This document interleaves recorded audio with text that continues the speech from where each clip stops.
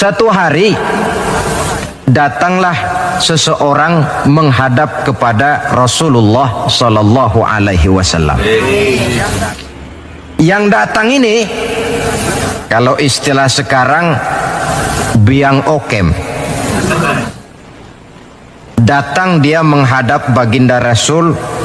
Sesampainya di sana, dia bilang, "Ya Rasul, bagaimana? Saya ini mau masuk Islam, boleh apa tidak?" Boleh. Lalu dia mengucap 2 kalimat syahadat. Setelah selesai mengucap 2 kalimat syahadat, dia berkata lagi, "Ya Rasul, saya sekarang sudah masuk Islam." Bagus. "Saya cinta Islam."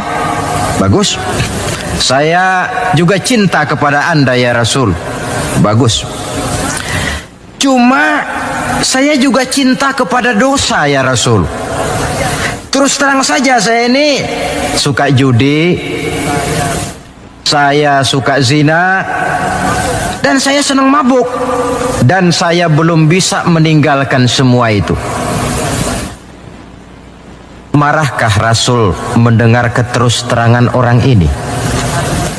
Dihardikkah orang ini oleh Rasul, "Macam apa kau, sama Islam cinta, sama dosa juga cinta?" Ternyata tidak. Mendengar keterus-terangan orang ini, baginda Rasul tersenyum. Seraya bersabda, "La ba'sa bih." Tidak apa-apalah. "Jadi kau senang zina?" "Iya." "Mabuk?" "Wah, hampir tiap malam saya teler." "Judi?" Itu lagi hobi saya." "Dan kau belum bisa tinggal semua itu?" "Belum ya Rasul." "Tidak apa-apalah.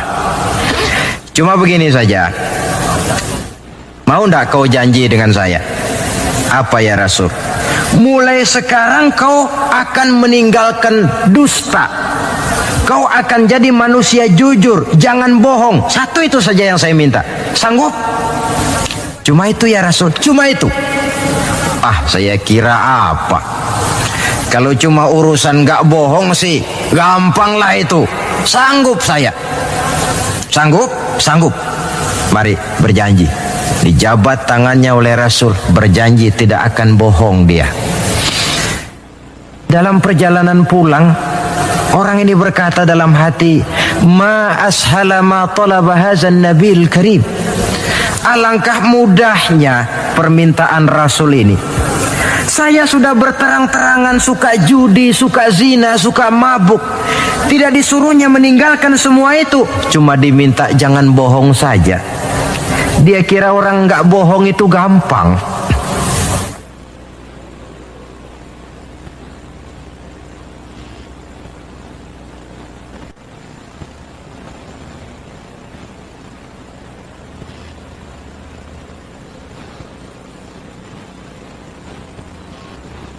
Padahal, saudara, Nabi Ibrahim itu satu hari pernah nangis. Allah tegur Ibrahim, "Kenapa nangis kamu ini?" Kata Nabi Ibrahim, "Ya Allah, bagaimana saya tidak nangis? Saya ingat-ingat Nabi Adam itu dosanya cuma 1, tidak boleh makan buah khuldi, dia makan.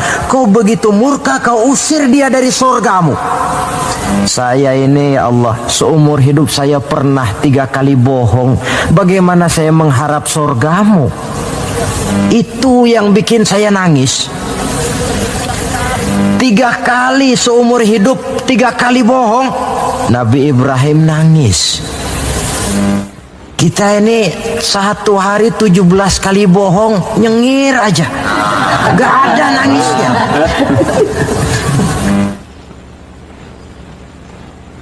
Saudara hadirin, demikianlah orang ini pulang ke rumah dengan satu anggapan dalam hatinya bahwa apa yang diminta oleh Rasul adalah sesuatu yang mudah. Lalu hari-hari pun berlalu, berganti dengan minggu, minggu pergi, datanglah bulan. Sampai pada suatu hari ketika orang ini sedang berjalan, dia melihat seorang perempuan dengan paras yang cukup cantik. Datang syahwatnya. Rupanya orang ini termasuk kelas tegangan tinggi juga.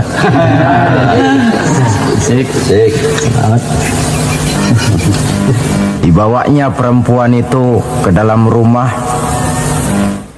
Hampir terjadi perbuatan zina. Nyaris dia ingat janjinya. Iya, saya ini kan sudah janji dengan Rasul tidak mau bohong. Nanti kalau saya bertemu Rasul lalu saya ditanya, kamu zina apa enggak sekarang? Saya harus jawab bagaimana? Kalau saya bilang iya, tentu hukum berlaku. Kalau saya bilang tidak, artinya saya bohong. Padahal saya sudah berjanji tidak mau bohong. Peranglah antara bisikan iman dan bisikan nafsunya. Ternyata kemudian bisikan iman ini menang.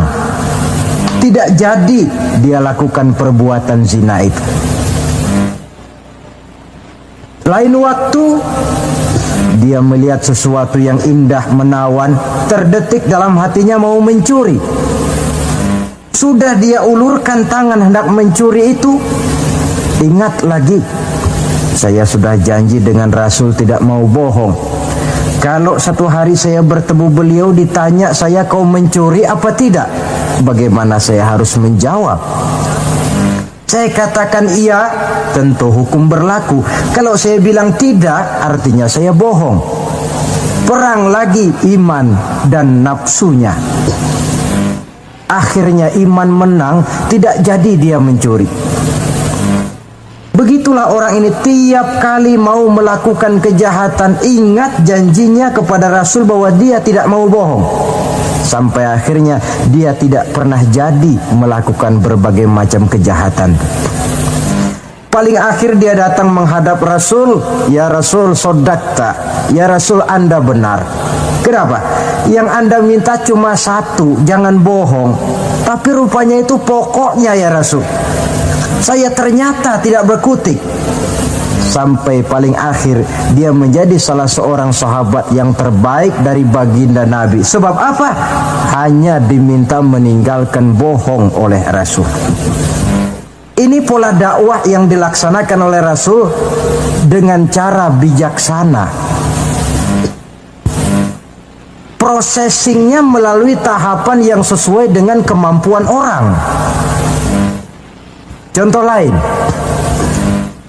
satu hari datanglah seorang sahabat melapor, halaktu ya Rasulullah, wahai Rasul celaka saya ini.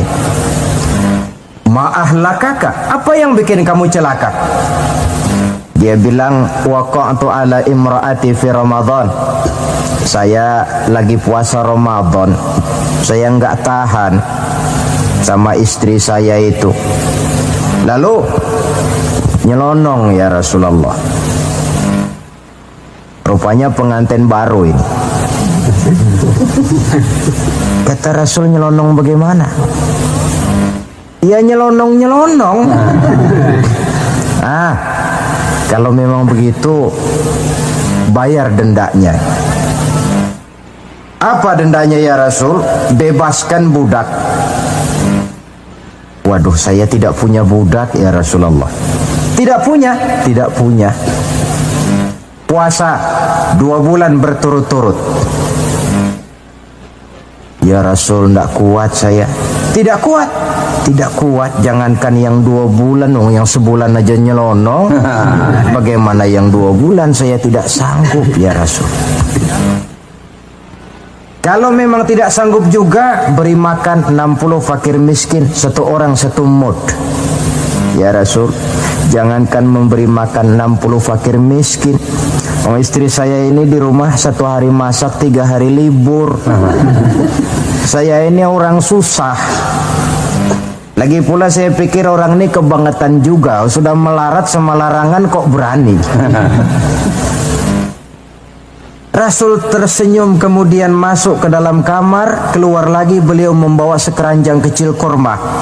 Kalau kau memang tidak punya apa-apa, bawa pulanglah ini, sedekahkan kepada orang-orang miskin di kampungmu sebagai pembayar dendamu. Ya Rasulullah, apa lagi? Di kampung saya itu yang paling miskin saya. Bukan main. Akhirnya Rasul cuma senyum, beliau bilang, ya sudah, bawa pulanglah nih, beri makan anak istrimu di rumah. Sudah melanggar larangan, dapat korma pula. Pola kebijaksanaan semacam ini menunjukkan elastisitasnya watak Islam itu. Tidak kalau sudah begitu ya mesti begitu. Kita saja kan besarnya lewat tahapan. Begitu lahir kita cuma minum air susu ibu. Meningkat besar sedikit baru kita makan pisang. Bila sudah besar lagi, agak besar lagi, baru bubur. Sudah besar betul, baru makan nasi. Lebih besar lagi, barangkali termasuk jengkol dan sebagainya. Bayangkan kalau orang begitu lahir sudah dikasih jengkol, itu tidak bijaksana kan, akan rawan akibatnya. Pendeknya, dengan dakwah cara bijaksana ini, jangan memancing ikan pakai anggur. Bagaimanapun enaknya anggur itu bukan makanan untuk ikan. Inilah makna tuntunan Nabi, khatibin nasa ala qadri uqulihim. Berbicaralah kepada manusia sesuai dengan daya terima mereka, sesuai dengan kemampuan yang mereka sanggup melaksanakannya. Begitulah pola dakwah pertama, bil hikmah. Yang kedua, wal mau'izatil hasanah, dengan contoh nasihat-nasihat yang baik. Dan yang ketiga, wajadilhum billati hiya ahsan. Kalau memang perlu berdebat, perlu berbantah, debatlah dengan cara yang terbaik. Bukan dengan sentimen, tapi dengan argumen. Bukan dengan tujuan untuk mencari kebenangan, tetapi untuk mencari kebenaran. Sehingga dengan demikian, saudara-saudara, seorang muslim harus tegak mendakwahkan Islam sesuai dengan bidang dan kemampuannya masing-masing. Ini sikap yang ketiga. Lalu sampai kepada sikap yang keempat, bagaimana seorang muslim sikapnya terhadap Islam. Yaitu yang keempat, watawasau bis sabr, bersabar dalam Islam. Setelah kita mengimani Islam, mengamalkan Islam, kemudian mendakwahkan Islam, pada yang keempat, bersabar dalam Islam. Sebab apa? Perjalanan mengimani Islam, mengamalkan Islam, mendakwahkan Islam bukan perjalanan yang lurus bertabur bunga di kanan kirinya. Jalannya menanjak, penuh onak dan duri. Namun tidak ada perbuatan tanpa resiko. Orang yang berani berbuat harus berani resiko. Mengimani Islam ada resikonya, mengamalkan Islam ada resikonya, mendakwahkan Islam, menegakkan yang ma'ruf, menghancurkan yang munkar pun ada resikonya. Bersabar dalam Islam. Bagaimana orang yang sabar itu? Allah menjelaskan, wabasyiris sabirin allazina iza asabathum musibah qalu inna lillahi wa inna ilaihi raji'un. Orang yang sabar tidak lain adalah orang-orang yang kalau mereka mendapat musibah, terkena satu kesulitan, kembali kepada konsepsi dasar inna lillahi wa inna ilaihi raji'un. Kami berasal dari Allah dan kepada Allah pula kami akan kembali. Bukan ucapan itu yang penting, tapi penghayatannya. Kalau pada satu saat misalnya kita harus melepaskan jabatan yang kita cintai, kembali kepada konsepsi inna lillahi wa inna ilaihi raji'un. Dahulunya pun ketika lahir ke dunia ini, saya tidak membawa jabatan apa-apa. kalau satu saat kita kehilangan harta benda yang sangat kita sayangi, kembali kepada konsepsi dasar. Dahulunya pun waktu terlahir ke alam ini saya tidak membawa apa-apa. Inna lillahi wa inna ilaihi raji'un. Di belakang itu lalu baik sangka bahwa musibah, kepahitan dan penderitaan hidup bagaimanapun pedihnya, di belakang itu tentu mengandung hikmah. Cuma barangkali mata kita saja yang agaknya kurang terbuka untuk menelusuri hikmah di belakang itu. Lalu timbul semacam protes. Kenapa kesulitan yang datang menimpa saya? Padahal saya mengimani Islam, mengamalkan Islam, mendakwahkan Islam. Kenapa mesti kesulitan yang saya hadapi? Timbul protes dalam hati. Padahal hikmah di belakang itu tentu ada. Dan setiap muslim menghadapi bagaimanapun besarnya kesulitan, dia harus tetap husnuzon, baik sangka kepada Allah, dengan satu keyakinan di belakang setiap kesulitan mesti ada hikmahnya. Dahulu ada seorang petani, dia selesai bekerja di ladang, istirahatlah dia, tidur di bawah pohon beringin. Di sebelah pohon beringin ini ada pohon labu. Sambil tidur-tiduran dia berpikir, kalau saya lihat-lihat Tuhan ini tidak adil, katanya. Masa pohon beringin pohonnya besar, buahnya kecil. Lalu pohon labu pohonnya kecil, pohonnya kecil, kok buahnya besar. Ah, Tuhan bukan arsitek ulung ini. Tidak adil ini. Mestinya supaya enak dilihat itu beringin yang pohonnya besar, buahnya besar sebesar buah labu. Lalu pohon labu yang pohonnya kecil, buahnya kecil-kecil sajalah sebesar buah beringin. Baru adil rasanya itu. Nah, apa yang terjadi? Rupanya Allah tidak membuktikan kebesarannya. Baru saja selesai dia berpikir Tuhan tidak adil, jatuh sebutir buah beringin tepat menimpa hidungnya. Dia terkejut. Astagfirullahalazim, katanya. Kalau begitu Allah itu benar-benar adil. Coba kalau buah beringin sebesar buah labu, lalu barusan jatuh menimpa hidung saya, rasanya sudah tidak karu-karuan potongan muka saya ini. Baru terbuka pandangan matanya, baru terlontar perkataan Allah Maha Adil setelah dia bertemu dengan pengalaman yang dia rasakan sendiri. Jadi di belakang segala kesulitan itu ada hikmahnya. Di belakang segala kepahitan hidup itu ada manisnya. Maka Allah membimbing kita bersabar dalam mengimani Islam, mengamalkan Islam, dan mendakwahkan Islam. Konsepsi kesabaran kembali kepada satu keyakinan, semuanya datang dari Allah, semuanya pun bakal kembali juga kepada Allah. Kita bisa hidup, berbuat banyak, menjadi ini dan itu, berusaha segala macam lantaran kita hidup. Kita hidup ini lantaran ada roh dalam jasad kita.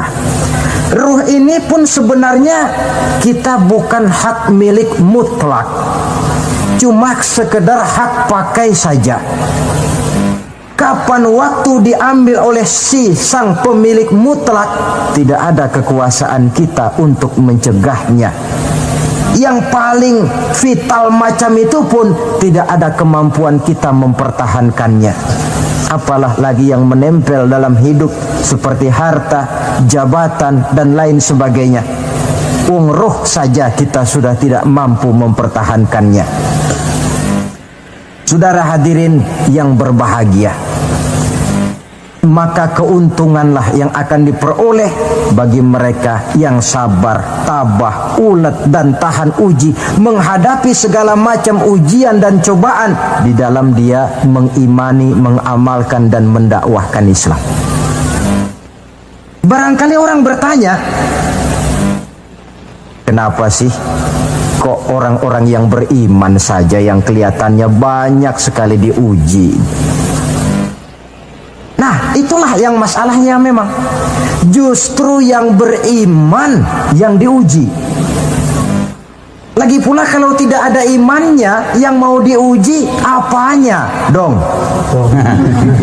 Tidak ada. Dalam logika sehari-hari jelas saja yang ulangan itu anak sekolah. Kalau tidak sekolah, kira-kira ulangan apa tidak? Ya. Kan tentu tidak. Mau naik kelas berapa, mau sekolah saja tidak. Justru yang beriman itu yang diuji, yang hidupnya mengimani Islam, mengamalkan Islam, mendakwahkan Islam. Makin tinggi kualitas iman, makin berat cobaan dan ujian itu. Sehingga Allah menjelaskan, ahasiban nasu ayyutraku ayyakulu amanna wa hum la yuftanun. Adakah manusia menyangka mereka akan dibiarkan saja mengatakan amanna, kami mengimani Allah, kami mengimani Islam, wa hum la yuftanun, padahal mereka belum diuji lebih dahulu. Artinya, jikalau kita sudah berani berkata saya iman kepada Allah, saya mengimani Islam dengan sepenuh keyakinan, siap-siaplah menghadapi cobaan dan ujian. Dan yang namanya cobaan ini tidak selalu yang berbentuk susah. Wa nabluukum bil khairi wasyarri, kata Allah, kami akan coba, kami akan uji kamu dengan yang enak dan dengan yang tidak enak. Jadi bukan cuma sakit cobaan, sehat juga ujian. Bukan cuma miskin ujian, kaya pun cobaan. Tidak punya uang, cobaan. Banyak uang, ujian.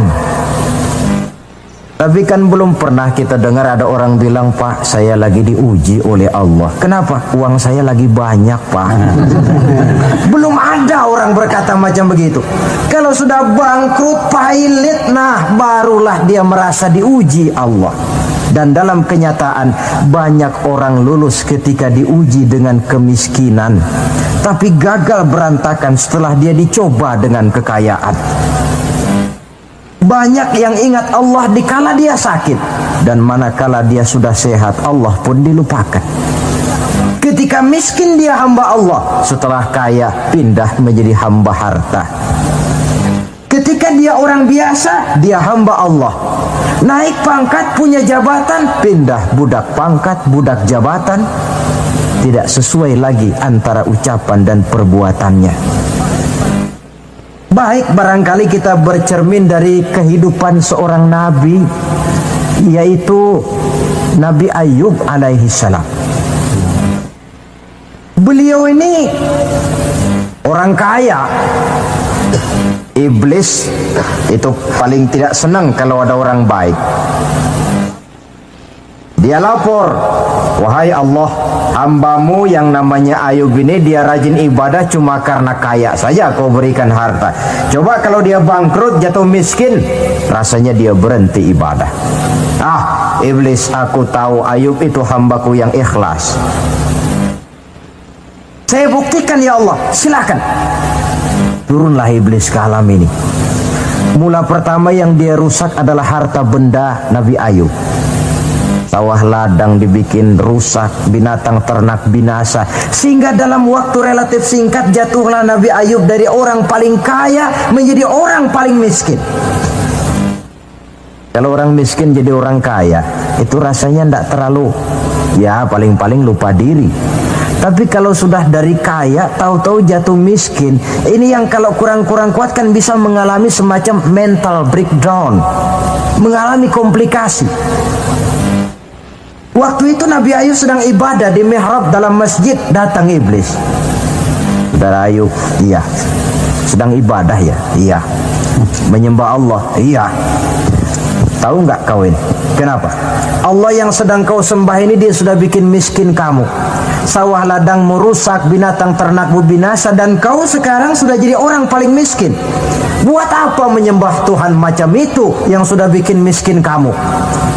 Inilah iblis ini, kepada Nabi Ayub bicaranya lain, kepada Allah bicaranya lain. Kata Nabi Ayub, benar itu. Benar. Sawah ladang saya rusak. Iya. Binatang ternak saya binasa. Iya. Dan saya sekarang jadi orang paling miskin. Betul. Kata Nabi Ayub, beliau malah tidak mengucapkan innalillah. Yang beliau ucapkan apa? Alhamdulillah alladzi a'tani wa akhadha minni. Alhamdulillah, segala puji bagi Allah yang telah memberikan harta kepada saya dan sekarang Allah pula yang mengambilnya. Allah yang memberi, Allah yang mengambil. Tidak ada masalah bagi Allah. Iblis cuman ibadah jalan terus. Kembali beliau ibadah. Keki bukan main iblis ini. Inilah sebagian dari cerminan orang yang punya fondasi dan kesadaran kepada penghayatan tentang kalimat inna lillah wa inna ilaihi raji'un. Kadang-kadang kita cuma sekedar ucapan tanpa penghayatan. Terkena musibah, mulutnya sih tidak berhenti innalillah, innalillah, tapi nangisnya juga tidak mau berhenti. Tidak diiringi dengan kesadaran dari Allah segalanya berasal dan kepada Allah segalanya pun juga akan kembali. Nah, kalau sadarlah kita bahwa tidak ada satu perbuatan tanpa resiko, dan resiko dalam mengimani, mengamalkan dan mendakwahkan Islam merupakan sesuatu yang indah, yang kalau kita hadapi dan kita modali dengan sabar, tentu buahnya akan nikmat kita rasakan dalam perjalanan hidup ini. Tanpa kesabaran, maka boleh jadi usaha kita pun akan sia-sia. Bukankah Imam Ali karramallahu wajhah pernah mengatakan, haqqun bila nizamin yaghlibuhul batil binizamin. Kebenaran yang tanpa nizam, tanpa kesabaran, tanpa taktik dan strategi, dapat dengan mudah dihancurkan oleh kebatilan yang menggunakan taktik dan strategi. Tentu kita menginginkan nilai-nilai Islam ini tegak di masyarakat, tapi ini merupakan processing yang bukan seperti orang makan pisang. Hari ini dimakan, hari ini kenyang, dan hari ini juga kadang-kadang bisa keluar lagi. Perjuangan menegakkan nilai-nilai Islam ini satu proses yang panjang. Seperti juga telah dijelaskan oleh kehidupan perjuangan Nabi, para sahabat, dan selanjutnya. Tidak merupakan satu proses yang sekali jadi. Itu sebabnya ditutup surah Al-Asr ini dengan kalimat tawasau bis sabr. Hendaknya bersabar kita di dalam menegakkan sikap yang dituntut dalam surah Al-Asr itu tadi. Saudara-saudara hadirin yang saya hormati, dengan demikian 4 sikap telah saya kemukakan. Dari 4 sikap ini ternyata seorang muslim dituntut untuk menjadi pengiman Islam, pengamal Islam, dan pengawal Islam, dengan motif sabar sebagai landasan daripada perjuangan kita mengimani, mengamalkan dan mengawal Islam dengan pelaksanaan dakwah yang sesuai dengan bidang dan kemampuan kita masing-masing. Yang kita harapkan tentunya bahwa nilai-nilai keimanan kita ini mewarnai kehidupan dan menjadi warnanya hidup. Saya kira pun pembangunan akan lebih berhasil, Pancasila akan lebih aman di negara ini kalau dijaga dan dikawal oleh orang-orang yang teguh memegang agama dengan segala konsekuensinya. Mengimani agamanya dan iman itu menjadi warnanya kehidupan. Dengan kata lain, kalau iman ini sudah ikut kemanapun kita pergi dan dimanapun kita berada, itu sebenarnya sumber etika otonom. Bukankah satu bangsa yang baik selalu terdiri dari masyarakat yang baik? Masyarakat yang baik terdiri dari warga yang baik. Warga yang baik terdiri dari keluarga yang baik. Dan keluarga yang baik terdiri dari pribadi yang baik. Nah, pribadi akan menjadi baik kalau dia dikontrol oleh nilai keimanannya. Sebab apa? Puncak keimanan yang tertinggi sebenarnya tidak lain manakala seseorang sudah merasakan kehadiran Allah dekat dalam hidupnya. Kalau itu sudah dimiliki, apalagi yang lebih mampu mengontrol kita, merasakan kehadiran Allah dekat dalam hidup. Sebab itu sebagai akhir, bawalah iman ini kemanapun kita pergi dan dimanapun kita berada. Kadang-kadang iman kita ini kan cuma sekedar penunggu rumah. Pegawai negeri mau ke kantor, imannya ditaruhnya di lemari. Sudahlah iman, kau tidak ikut ke kantor. Kalau kau ke kantor nanti aku nggak bisa korupsi. Pedagang ke pasar, iman ketinggalan di rumah. So kalau iman dibawa ke pasar, katanya timbangannya tidak bisa curang. Tertinggallah iman itu di rumah. Iman yang tertanam dalam hati menimbulkan etika otonom, dan etika otonom membuat manusia selalu merasakan kehadiran Allah dekat dalam hidupnya. Kemana lagi tempat kita hendak melakukan kesalahan kalau Allah menjadi daya kontrol yang paling efektif di dalam kehidupan?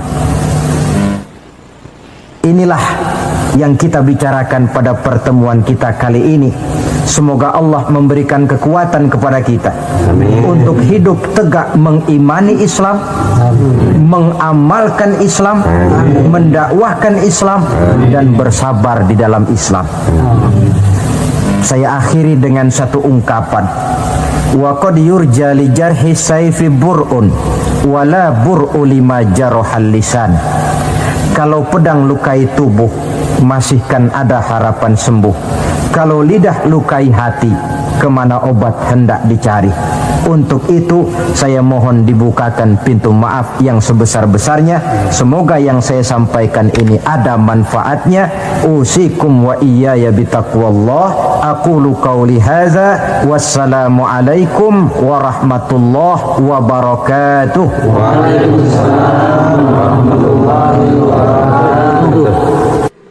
Maka di zaman sekarang akhlak kita kepada Allah sering kena erosi, sering kena polusi. Mungkin karena sulitnya lapangan kerja, tingginya tensi ekonomi, persaingan hidup yang makin tajam, sulitnya mencari lapangan kerja, orang kadang-kadang nekat. Sedikit pertimbangan picik, pandangan, mudah melakukan potong kompas, sehingga terjadilah perbuatan-perbuatan yang memelencengkan akhlak kita kepada Allah Subhanahu wa ta'ala. Kadang-kadang terjebak mempercayai selain daripada Allah. Kadang-kadang terjebak di dalam mengagungkan yang selain daripada Allah lebih dari yang seharusnya. Terkenalah akhlak kita kepada Allah jaringan-jaringan erosi dan polusi. Kufur sebagai lawanan daripada tauhid merupakan sifat daripada orang yang tidak berakhlak kepada Allah. Bentuknya pertama bisa syirik. Syirik itu artinya meyakini ada Tuhan lain selain daripada Allah. Itu yang namanya syirik. Jadi percaya Tuhan ada, cuman Tuhannya kelebihan. Itu yang disebut syirik, dan itu merupakan cerminan dari akhlak yang rusak kepada Allah Subhanahu wa ta'ala. Berkeyakinan Tuhan lebih dari satu, berkeyakinan bahwa Tuhan itu beranak atau diperanakkan, atau mengagungkan sesuatu sama dengan Allah, atau menjadikan yang selain Allah sebagai tujuan akhir daripada perjalanan kehidupan ini, maka itu sudah terjebak kita dalam musyrik. Dan syirik satu dosa yang tidak berampun. Bahasa kasarnya, yang namanya syirik itu jenis bapak moyangnya dosa. Saudara-saudara, sebab itu saya pesan, kalau memang terpaksa, biasanya yang tinggal di kota-kota besar itu kalau tidak kepengen dosa kan susah. Kalau terpaksa harus bikin dosa, cari yang kecil-kecil saja, yang kira-kira taubatnya gampang. Umpamanya pulang sholat Jumat nukar sendal, umpama, yaitu jelas dosa. Tapi dosa yang taubatnya agak mudah. Jangan sampai terjebak ke dalam syirik, menyekutukan Allah. Kalau sudah menyekutukan Allah, Allah dimadu, murka benar Allah kepada kita. Innallaha la yaghfiru ayyushraka bih wa yaghfiru ma duna dzalika liman yasha. Allah tidak akan memberi ampun kepada orang yang menyekutukannya dengan sesuatu, tapi Allah mau mengampunkan dosa yang selain itu bagi orang yang dikehendakinya. Jadi orang-orang yang sudah terjebak syirik, menyekutukan Allah, meyakini ada Tuhan lain selain daripada Allah, meyakini Tuhan beranak atau diperanakkan, bagaimanapun baiknya mereka di dunia, bagaimanapun sosial jiwanya, bagaimanapun pemurah tangannya memberikan santunan dan pertolongan kepada orang lain, kalau sudah syirik, seluruh nilai kebaikannya akan tidak ada gunanya lagi, karena tidak ada tempat nilai kebaikan itu bergantung. Sedangkan kita berbuat baik agar diterima oleh Allah. Kalau Allahnya marah kepada kita, siapa yang akan menerima nilai kebaikan itu sendiri? Ini bentuk yang pertama. Yang nyata-nyata menyembah berhala, syirik. Yang nyata-nyata beriktikad Tuhan lebih dari satu, syirik. Atau yang tersamar.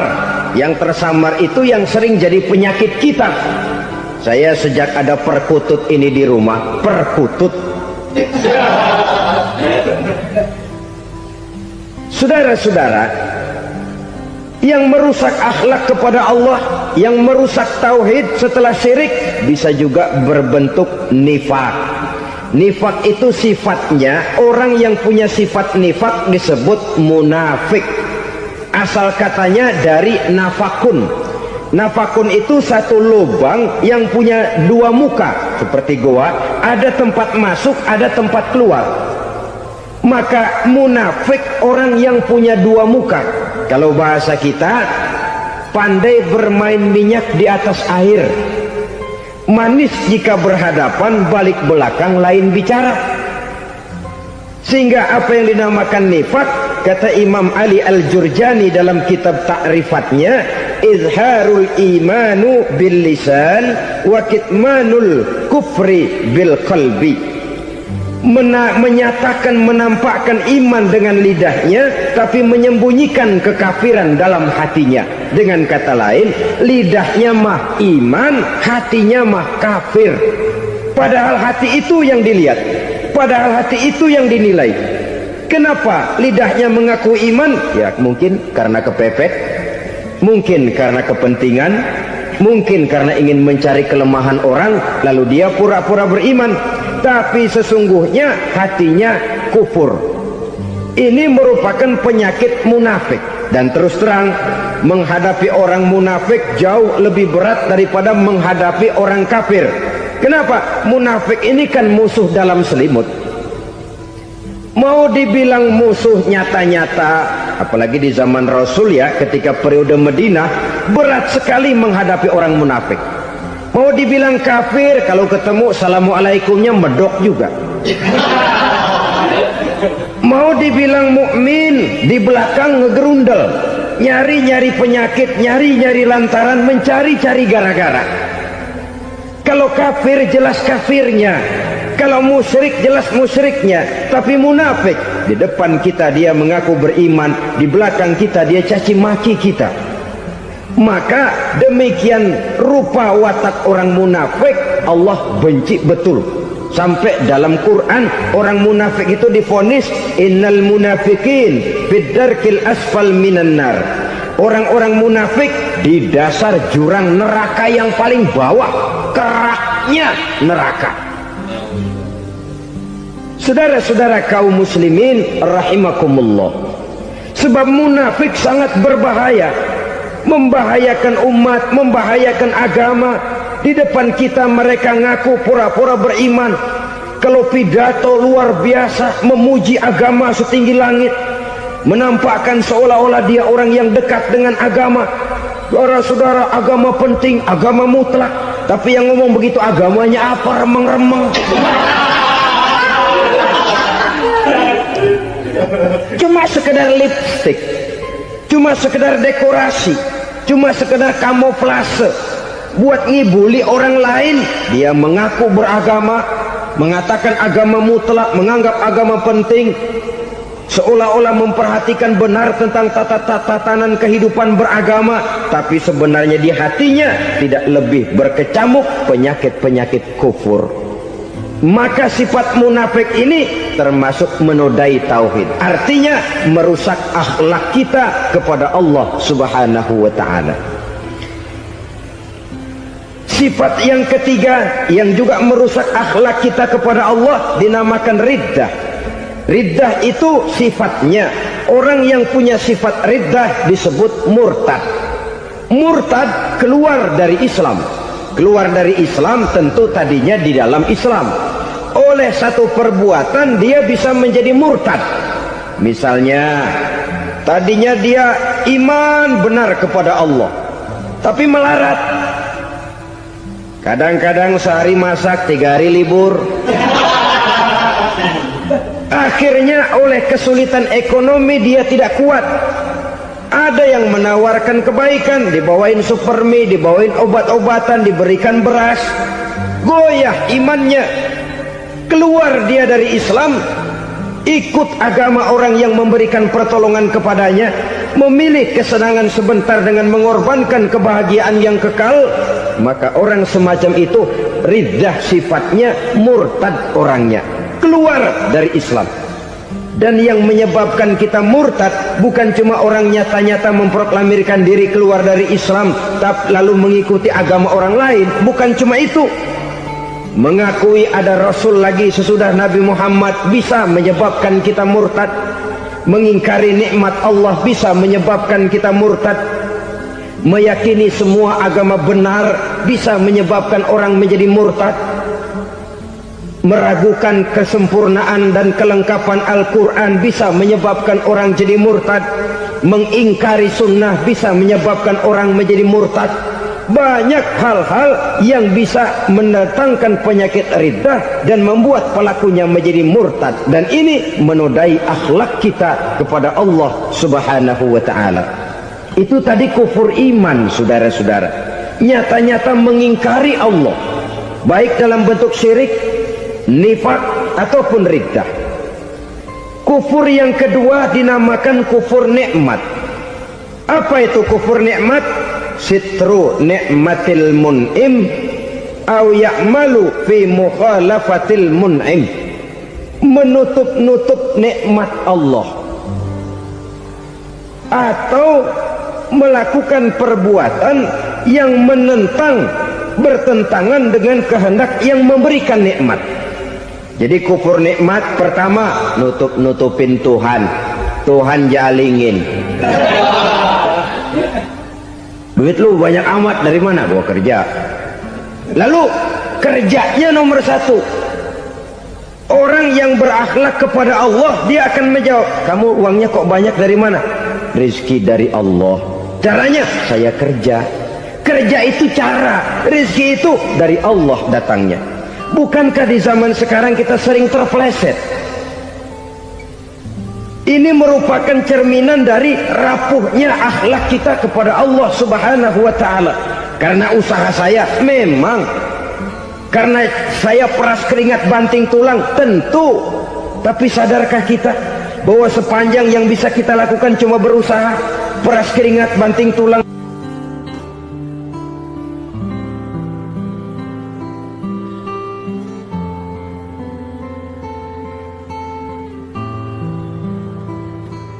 Soal rizki, soal jodoh, soal maut, kitakah yang mengatur? Kitakah yang menentukan? Subhanallah. Manusia sungguh tidak berdaya menghadapi 3 hal paling pokok ini. Rezeki, kita cuma bekerja. Kitakah yang menentukan? Tidak. Kita berusaha saja rezeki belum pasti dapat, apalagi kalau kita tidak berusaha. Jangan terjebak dalam fatalisme, belum perang udah nyerah.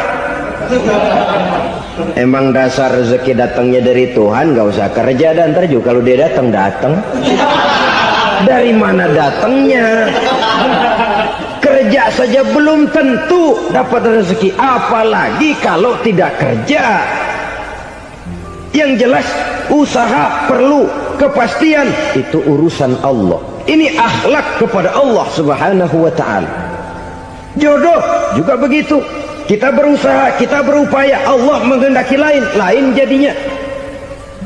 Maut juga begitu. Siapa sih yang pengen ngadepi maut? Siapa sih yang pengen mati?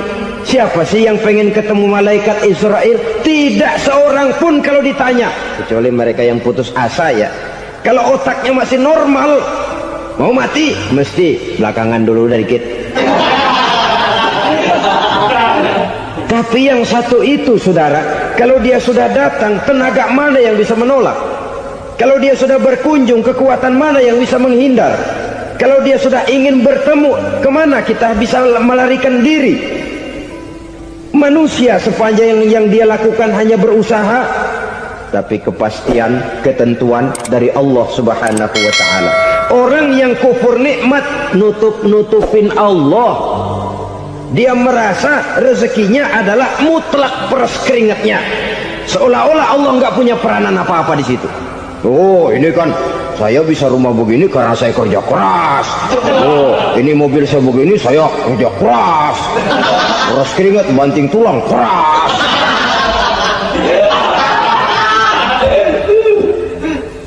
Saudara-saudara kaum muslimin rahimahkumullah, jadi menutupi Allah. Akibatnya nanti kalau dia berhasil, Allah ketutupan. Kalau dia gagal, orang lain dicaci maki, dicari kambing hitam. Yang kambing hitam kan mahal, karena orang sering cari-cari kambing hitam. Jarang orang mau jujur kalau bertemu kesulitan lalu mencari sebab pada dirinya sendiri. Yang paling enak ya nyalain orang. Lo begitu. Orang lain yang paling enak kita salahin.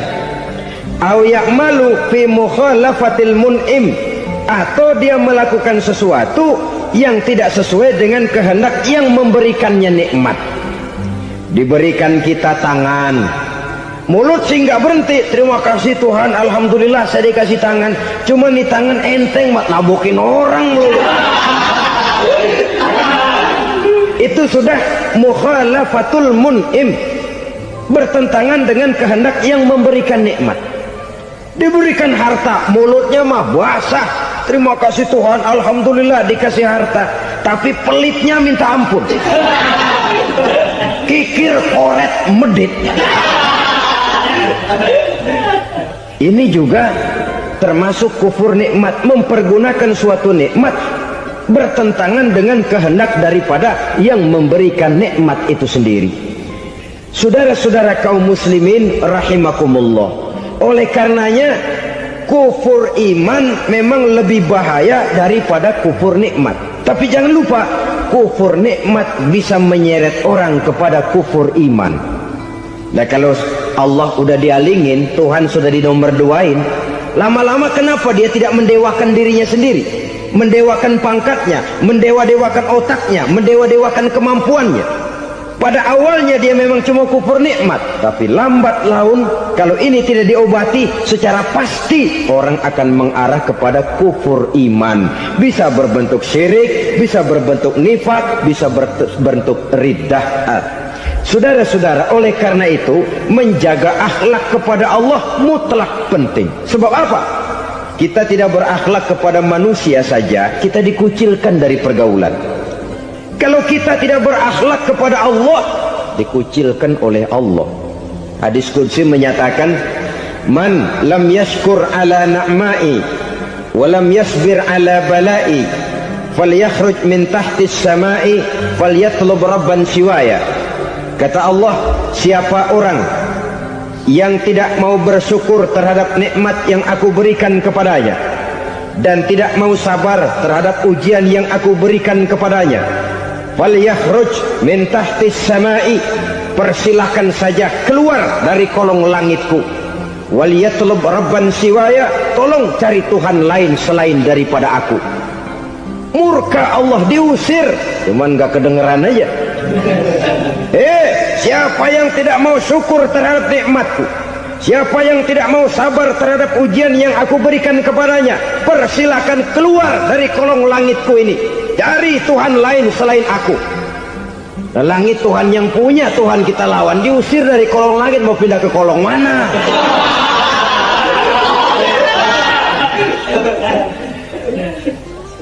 Jadi jangan merasa kufur nikmat kan enteng. Iya, kelihatannya begitu, tidak sebahaya kufur iman. Tapi kufur nikmat ini merupakan anak tangga yang kalau kita sudah mulai naik, kita akan naik terus sampai kepada tingkat di mana kita mengalami kufur iman. Kalau sudah ke sana, maka akhlak kita kepada Allah terkenalah erosi, terkena polusi, hancur akhlak kepada Allah, dan itulah sumber kesengsaraan abadi. Kalau cuma kita tidak berakhlak kepada manusia, barangkali resikonya cuma kehidupan di dunia ini. Mungkin juga ada kehidupan akhirat.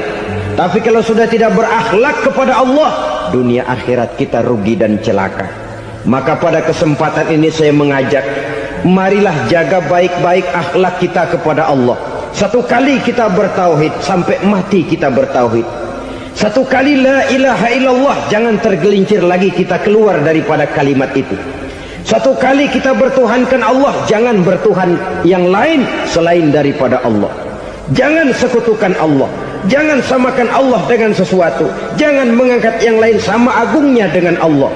Sebab dengan demikian kita seolah-olah sudah mengotori akhlak kita kepada Allah Subhanahu wa ta'ala.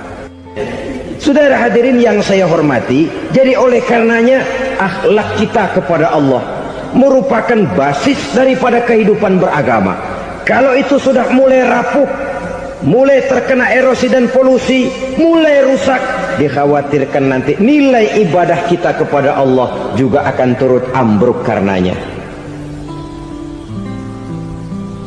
Saudara-saudara kaum muslimin rahimakumullah, tugas yang kedua, memperbaiki akhlak manusia kepada sesama manusia. Kita tahu Islam sesuai dengan namanya adalah agama damai. Maka akhlak manusia kepada sesama manusia menempati porsi yang penting dalam kehidupan beragama. Bagaimana seorang muslim bergaul, bertata krama terhadap sesama manusia. Mari kita lihat lebih jauh persoalannya. Untuk memudahkan pembicaraan dari kacamata agama, kita kelompokkan saja manusia itu dalam dua. Pertama yang seiman, dan yang kedua yang tidak seiman. Yang tidak seiman itu kita sebut saja kufur atau kafir. Nah, kepada yang kafir pun kita diajarkan untuk berakhlak, apalagi kepada yang memang nyata-nyata seiman, sekeyakinan, seakidah. Kemanapun Islam datang, ke negara manapun ia masuk, ia tidak menaburkan kerusakan. Jadi tidak benar kalau orang pernah itu menggambarkan, saking sentimennya seorang orientalis pernah menggambarkan Nabi Muhammad di tangan kirinya Quran, di tangan kanannya pedang, menggambarkan seolah-olah Islam dikembangkan dengan kekerasan. Sebenarnya tidak sama sekali. Kalaupun dalam sejarah perkembangan Islam pernah terjadi perang, maka perang dalam Islam sesungguhnya apabila kita amati sejarahnya bukan untuk memaksakan agama, karena memang agama tidak bisa dipaksakan, tetapi justru untuk mempertahankan agama dari segala macam hambatan, rintangan, hinaan dan fitnahan. Tapi kemanapun yang jelas Islam masuk, dia tidak pernah membuat kekacauan, kerusuhan ataupun penghancuran. Candi Prambanan bahkan dipugar, Gereja-gereja tidak ada yang dihancurkan oleh umat Islam. Kenapa? Islam agama damai. Soal agama, soal lakum dinukum waliyadin, la ikraha fid din, qad tabayyana ar-rusydu minal ghayy. Tidak ada paksaan dalam beragama, sebab nyata yang benar dengan yang tidak benar. Belum pernah ada orang kafir masuk ke perkampungan orang Islam lalu dikejar-kejar, diteriakin kafir, kafir, sunatin.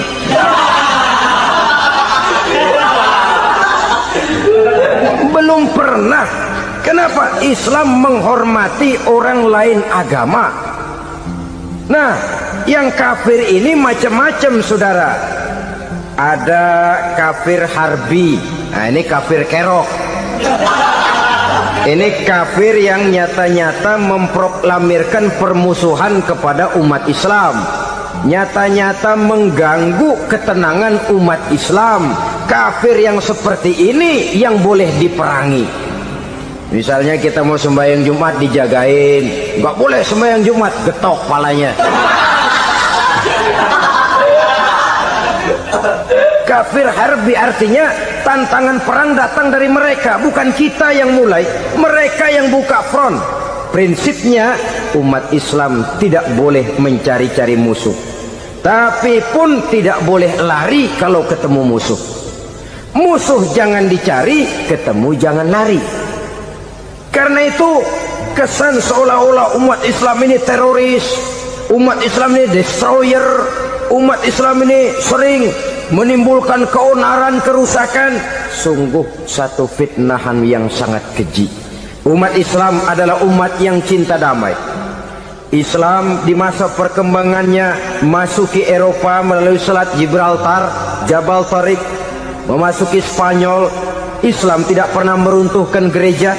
Islam tidak pernah membunuh orang-orang Nasrani. Bahkan Islam mewariskan peradaban dan kebudayaan yang begitu tinggi nilainya di bidang ilmu pengetahuan. Sampai ketika itu Barat banyak mengkaji ilmu pengetahuan dari dunia Islam. Buku-buku berbahasa Arab diterjemahkan ke bahasa Yunani, dipelajari oleh para cendekiawan di negeri Barat sana. Mereka mengambil manfaat yang banyak dari masuknya Islam ke Eropa. Sementara gereja tetap berdiri dengan megahnya. Kuil-kuil tempat peribadatan tidak satupun yang diusik-usik. Kenapa? Islam agama yang cinta damai. Asal dia tidak diganggu, asal kehormatannya tidak dihinakan. Jadi kafir harbi, kafir yang nyata-nyata nantang perang, ngajak berkelahi. Itu kafir yang nyari penyakit. Kafir harbi ini boleh diperangi dengan catatan mereka yang memang mulai. Yang kedua kafir zimmi. Kafir zimmi, kafir yang hidup di tengah mayoritas muslim, tapi mereka mau hidup dengan aman, damai, tenang. Mereka wajib dilindungi. Bahkan Nabi pernah memberikan satu jaminan, man aza zimmiyan faqad azani. Siapa yang mengganggu orang kafir zimmi sama saja dengan mengganggu saya. Kehormatannya dijaga, harta bendanya dilindungi, anak istrinya pun dilindungi. Dan ini jadi kenyataan. Saudara bisa lihat di negara-negara yang mayoritas penduduknya beragama Islam, orang-orang kafir di luar Islam hidup dengan tenang, aman, damai. Di Saudi Arabia, di luar tanah haram, di luar Mekah dan Madinah, banyak orang-orang kafir mencari nafkah. Mereka tenang, aman, dilindungi undang-undang. Begitu di Mesir, begitu di negara Indonesia yang berdasarkan Pancasila ini. Kehidupan beragama menimbulkan gairah, rukun, tenang, aman, damai, sepanjang tidak saling ganggu, tidak saling usik, menghargai orang yang sudah beragama, tidak menjadikan penganut suatu agama sebagai sasaran dari dakwah agama lainnya. Saudara-saudara kaum muslimin rahimakumullah. Jadi memang oleh Al-Quran kita dianjurkan asyidda 'alal kuffar ruhama bainahum. Tegas kepada orang kafir, kasih sayang kepada sesama muslim. Tapi tegas bukanlah berarti marah-marahan, bukan berarti musuh-musuhan, bukan ngajaki perang. Tegas dalam arti punya garis tentang kehidupan beragama, lakum dinukum waliyadin. Soal kehidupan sosial, mari kerjasama. Bangun jalan, ayo rame-rame. Siskamling, mari bebarengan. bikin puskesmas, mari sama-sama. Tapi kalau sudah soal agama, itu tidak perlu ada toleransi agama. Yang perlu toleransi antar umat beragama. Kalau umatnya mau kerjasama silakan, tapi tidak menyangkut soal ibadah. Jangan kerjasama di bidang ibadah. Itu kerjasama yang salah pasang, saudara-saudara. Sehingga dengan demikian toleransi adalah menyangkut kehidupan antar umat beragama. Sedangkan agama sendiri punya kapling yang nyata. Sehingga dengan demikian tegas kepada orang kafir dalam arti kita punya satu kepribadian, tidak ngambang. Enggak, lalu kalau ditanya orang, sebenarnya agama lu apa sih? Gua mah gimana musimnya aja. Agama pakai musim kayak rambutan. Akhirnya ya begitu, musim-musiman. Ke masjid kelihatan, ke gereja hayo, ke candi nongol, ke apa? Bingung malaikat bagaimana nyatetnya nih bocah ini. Di mana aja ada. Kita punya satu kepribadian. Saya Muslim dan garis saya ini, lakum dinukum waliyadin. Bagi Tuhan persilakan agama Tuhan, bagi kami agama kami. Kami hormati Tuhan, Tuhan hormat kepada kami. Tapi soal agama, kaplingnya jelas. Kerjasama, mari urusan muamalah, bidang sosial. Yuk kita sistemling sama-sama dengan orang lain agama. Mari jaga kerukunan, kesatuan, persatuan, kekompakan. Perbaiki jalan yang rusak, mari sama-sama. Mendandani jembatan yang runtuh, mari sama-sama. Tapi sembahyang, kaplingnya lain-lain. Sebab Nabi juga dulu pernah ditawarkan begitu loh sama kafir jahiliyah dulu, Quraisy itu. Sudah Muhammad, sekarang begini saja, kita join aja daripada marah-marahan. Hari ini saya oke, menyembah Tuhanmu Allah. Besok gantian kamu menyembah Tuhan kita, Latta, Uzza, Manat dan Hubal. Turun, qul ya ayyuhal kafirun la a'budu ma ta'budun. Soal ibadah kaplingnya jelas, tidak boleh dicampur adukkan. Sebab kalau tidak, kita akan mulai kehilangan identitas diri. Dan disitulah krisis kehidupan keyakinan beragama dimulai, dari krisis identitas. Hujan gede kan mulainya gerimis dulu. Di mana-mana ya gerimis dulu. Gerimis makin lama makin gede. Kita akan mulai dengan kehilangan identitas diri. Dari sana nanti kita malu mengakui keislaman kita. Kalau orang Islam malu mengakui keislamannya, ini kan ironi, menyedihkan. Ngakui Islamnya saja malu, menonjolkan keislamannya malu. Tidak ada rasa bangga beragama. Padahal ini modal dasar. Hanyalah dengan rasa bangga beragama kita lalu konsekuen. Bangga yang tidak konsekuen, wah pokoknya kan gua kan Islam, agama yang paling benar. Tapi hidupnya sendiri jauh dari tuntunan Islam. Itu bangga yang tidak beralasan, bangga yang tidak perlu dibanggakan sebenarnya. Kebanggaan yang membuat kita konsekuen dan dekat dengan kehidupan beragama. Jadi dengan demikian saudara-saudara, kepada non-muslim kita juga harus berakhlak. Bukankah ini sudah dicontohkan oleh Rasul? Bagaimana beliau disambiti orang di Taif, yang menyambiti malah didoakan. Bagaimana Suraqah mau membunuh beliau, malah Suraqah didoakan. Bagaimana Abu Jahal dan Abu Lahab saking mangkalnya. Ini Abu Jahal pernah gali lubang di kamarnya sendiri, di depan tempat tidurnya. Setelah dia gali lubang, ditutupin pakai keraras korma. Lalu dia tarik selimut, belagak meriang. Dia pesan pesuruhnya, bilangin Muhammad encangnya meriang. Pamannya sakit, minta ditengokin. Nabi dengan segala husnuzonnya berangkat nengokin. Abu Jahal dari balik selimut ngintip. Itu dia Muhammad, itu dia tuh. Dia tuh masuk Dani, masuk. Mulai di jalan, seneng Abu Jahal. Terus dah. Begitu ke pelosok, masuk ke lubang, gue pendem terus lalu. Memang niatnya mau mencelakakan Nabi. Sudah tinggal beberapa langkah lagi Nabi akan berjalan ke arah lubang itu. Malaikat Jibril ngasih tahu, Muhammad, Abu Jahal pamanmu cuma pura-pura sakit. Di depan tempat tidur itu ada lubang sudah dia gali untuk menjerumuskan kamu. Sudah balik pulang. Balik badan Nabi. Sudah hampir mau melangkah, kakinya malah muter pulang. Abu Jahal yang lihat Nabi sudah hampir jatuh nggak jadi, balik pulang. Lupa kalau lagi sakit. Udah Muhammad buruan sini. Ke pintu dia kejar. Dia lupa sama lubang yang dia gali. Begitu dia kejar, dia yang kepelosok masuk ke dalamnya. Sejak saat itu ada pepatah, man hafara hufratan waqa'a fiha. Siapa yang suka nggali lubang, dia sendiri bakal terpelosok ke dalamnya. Jatuh dia ke lubang yang dia gali. Padahal ya paling banter 2 atau 3 meter paling dalam. Dari dalam lubang itu dia teriak-teriak, Muhammad, tolongin, pamanmu kecebur. Kasih tahu Muhammad, kasih tahu. Datang lagi lah pesuruhnya, Muhammad, pamanmu Abu Jahal kecebur, minta tolong diangkatin. Sudah diulur tambang, habis sambung lagi, nggak bisa sampai.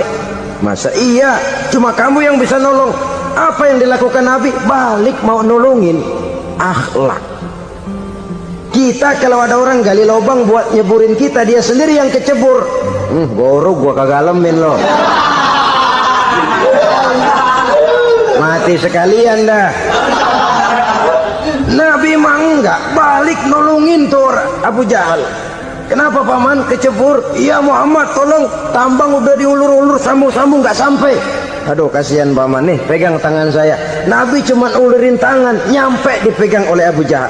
Diangkat ke atas, nyampe atas. Apa kata Abu Jahal? Tambang bergulung-gulung nggak nyampe, kamu cuma pakai tangan doang kok bisa Muhammad, hebat banget sihirmu. Mukjizat dia bilang sihir, udah ditolongin nyelak lagi, kan yang enak kita injak palanya. Orang dulu bilang mah katanya nolongin anjing kejepit. Udah selesai ditolongin malah yang nolong digigit. Saudara hadirin yang saya hormati, kepada orang-orang kafir kita harus berakhlak, menghormati mereka, tidak memaksakan satu keyakinan dalam batas-batas yang ditolerir oleh agama, yaitu pada masalah-masalah sosial dan muamalah. Itu kepada non-muslim, apalagi kepada sesama muslim. Baik akhlak kepada orang tua, akhlak kepada guru, akhlak kepada jiran atau tetangga, itu semua termasuk dalam akhlak kepada sesama manusia. Akhlak kita kepada orang tua, kadang-kadang kita orang timur ini ketularan orang barat.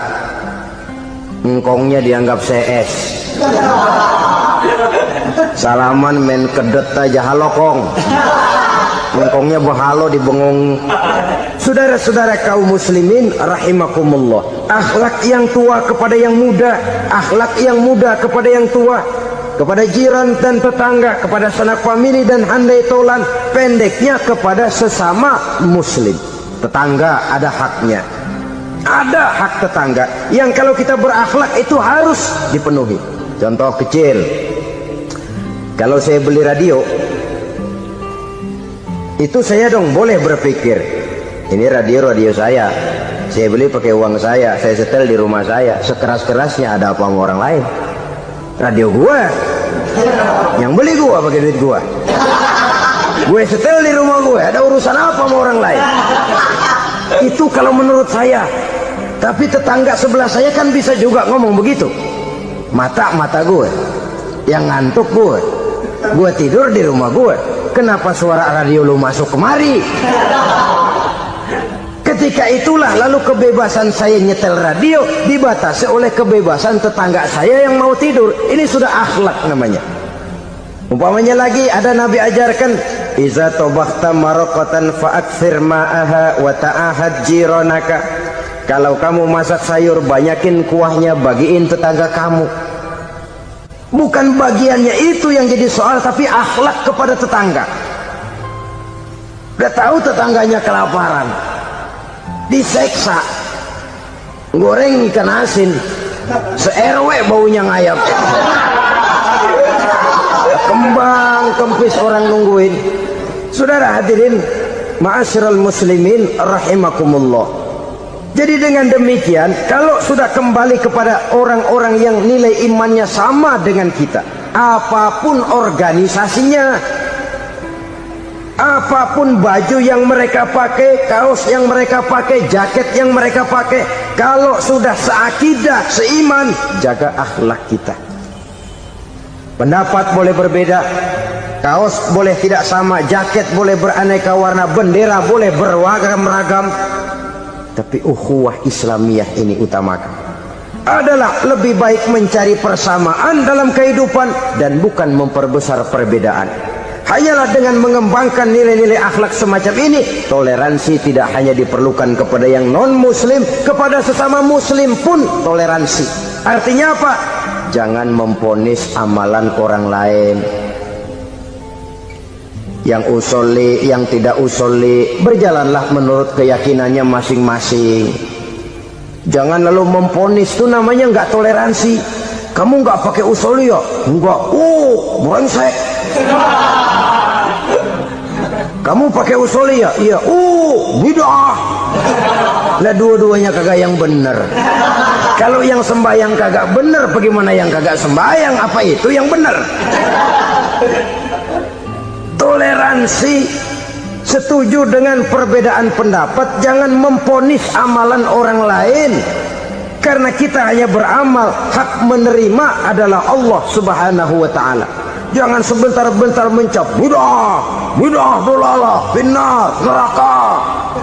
Kayaknya neraka kapling orang tuanya kali. Gampang bener masukin orang ke neraka. Kita kadang-kadang bisa toleransi dengan orang luar, tapi kepada sesama muslim toleransi tidak sanggup kita adakan. Mengklaim merasa kita yang benar, orang lain salah semua, itu tidak toleransi namanya. Mentang-mentang jadi ustadz, nih satu-satunya ustadz di sini ya, semuanya mesti ngaji kemari. Kalau nggak ngaji kemari, Islamnya kurang tapi benar. Toleransi. Saudara-saudara kaum muslimin rahimakumullah, lapang dada menghargai orang yang berbeda pendapat, apalagi kalau perbedaan pendapat itu menyangkut hal-hal yang tidak prinsipil, menyangkut hal-hal yang sekunder dalam kehidupan beragama, menyangkut masalah-masalah yang dalam bahasa fikih disebut soal-soal furu'iyah. Tidak usah menyebabkan kita bersih tegang. Kepala sama hitam, pendapat boleh berbeda dan halal. Bahkan Nabi mengatakan ikhtilafu ummati rahmatun, perbedaan pendapat di kalangan umatku bahkan menjadi rahmah, sepanjang perbedaan pendapat itu diiringi dengan rasa toleransi. Tapi kalau sudah main baku hantam, main klaim, memponis orang lain, akhirnya timbullah keretakan. Jangan heran kadang-kadang satu masjid dua kelir. Ya soal kelir boleh kelar-kelir, boleh kelar-kelir, tapi kalau harus terlalu mencolok menyebabkan timbulnya keretakan, saya kira yang akan turun bukan lagi rahmah tapi bala. Bala akan menimpa kita, jatuh kita menjadi umat yang lemah. Oleh karena di antara kita sendiri, sesama kita tidak pandai bertoleransi, tidak lapang dada. Ada anak muda kelihatannya mau majuan dikit, yang tua curiga. Nih, kalau dia maju pasaran gua bangkrut dong nih. Lalu ditekan tuh anak ditekan melejit. Kadang-kadang yang tua maksudnya baik, mau memelihara, yang muda salah terima. Kan tua kejemur. Dari dulu sampai sekarang gitu-gitu doang, anak kemajuannya. Padahal yang tua barangkali maksudnya juga baik, mau memelihara. Sebenarnya kalau kita bisa mencoba mencari titik temu dengan alur komunikasi, tidak merasa diri yang paling benar, tapi toleransi, boyak menerima pendapat orang lain, setidaknya mau mendengar omongan orang. Yang susah kalau udah kena penyakit nggak mau ngerti omongan orang, nggak mau nerima pendapat orang. Kodok di kolong tempayan, cukeng kayu asem, Asal ijo udah ijo aja, ijo dah. Gak ngerti omongan orang. Yang kayak begini yang orang jadi kesandung. Oleh karena itu saudara-saudara, alangkah nikmatnya kehidupan ini apabila kita menyadari kita ini ummatan wahidah, satu umat yang satu, yang diikat dengan akidah. Kalau kepada yang non muslim saja kita diajarkan untuk berakhlak, apatah lagi kepada yang seiman, seakidah, sekeyakinan. Wajarkah perbedaan pendapat yang kecil-kecil lalu menyebabkan kita bertolak belakang, cerai-berai, centang perenang? Bila bertemu di jalan yang satu menyisih ke kiri, yang lain menyingkir ke kanan. Kalaupun juga bercampur di tengah kumpulan orang banyak, persis air dengan minyak. Yang atu melengos, yang atu madep mojok. Orang lain senyum, dia mau pada manyun. Saudara-saudara kaum muslimin rahimakumullah, realita ini walaupun tidak enak, pahit, tapi masih hidup di sebagian masyarakat kita. Ini yang perlu kita atasi. Soal toleransi kepada orang lain, sejarah sudah membuktikan. Mari kita jangan cuma bisa mengajak orang lain, umat lain untuk bertoleransi dengan kita, tapi kepada sesama kita. Toleransi ini perlu kita tegakkan, perlu kita bina, terutama di dalam kita menuju bentuk ideal daripada konsep ukhuwah Islamiyah ini, yang memang selalu kita akan cari bentuk-bentuk idealnya sejalan dengan perkembangan situasi dan kondisi yang dihadapi oleh umat.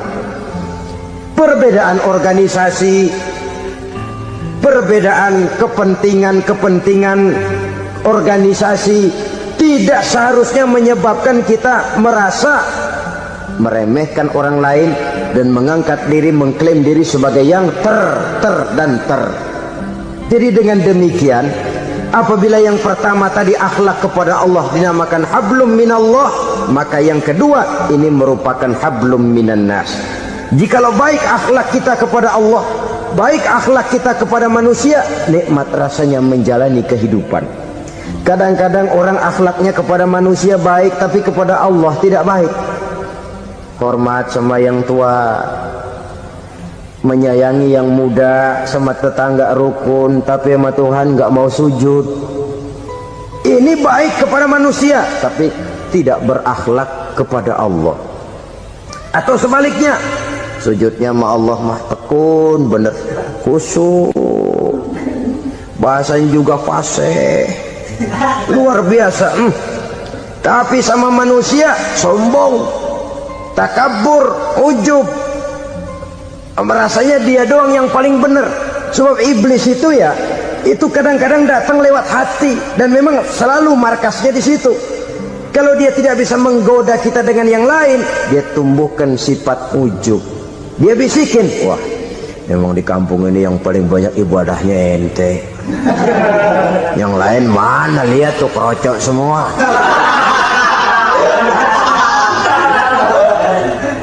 Lalu di hati orang itu tertanam sifat iya ya. Nah, tatkala iya ya, dia sudah terkena serangan iblis. Akhirnya apa? Orang lain diremehin. Asalnya nggak mau sembahyang aja diajak salaman dan najis aja dah. Ketemu juga mukanya ditekuk 4. Akhirnya bukan ngajak malah ngenyek, ngina. Lah orang dihina makin jauh, makin tidak tersentuh. Bukan cara itu yang diajarkan oleh Rasul. Bahwa orang tidak mau sholat, tugas kita mengajak. Soal dia tidak sholat, itu dosa dia kepada Allah. Saudara-saudara kaum muslimin, ujub disuntikkan oleh iblis ke dalam hati kita. Sujudnya kepada Allah benar, tapi akhlaknya kepada sesama manusia merasa paling benar sendirian, merasa orang lain salah semua. Pokoknya kalau di luar lingkungannya udah kagak bener aja udah bahaya. Saudara-saudara, ini juga penyakit yang disuntikan oleh iblis. Sebab iblis itu tipu dayanya luar biasa, strateginya lihai. Makin tinggi kualitas iman, ya makin berat upaya iblis untuk menjerumuskan kita. Karenanya saya mengajak, marilah kita bertoleransi, baik kepada non muslim, lebih-lebih lagi kepada sesama muslim yang kebetulan berbeda baju, berbeda kaos, berbeda organisasi, lain bendera yang dibawanya, tapi toleransi mari kita canangkan. Kita terikat oleh ukhuwah Islamiyah. 2. Yang ketiga, akhlak manusia kepada makhluk Allah lainnya di luar manusia. Saudara-saudara, dengan berakhlak kepada Allah, berakhlak kepada sesama manusia, berakhlak kepada makhluk Allah di luar manusia, baik flora maupun fauna, maka mudah-mudahan akan terciptalah satu ekosistem, satu lingkungan hidup yang membuat kita nikmat menjalani kehidupan ini. Inilah saja yang kita bicarakan pada pertemuan kali ini. Marilah kita membina nilai-nilai akhlak walaupun berat tantangannya. Sungguh lebih baik rakyat rendah yang berakhlak tinggi daripada pejabat tinggi yang berakhlak rendah. Karena nilai manusia pada akhirnya ditentukan oleh akhlaknya itu.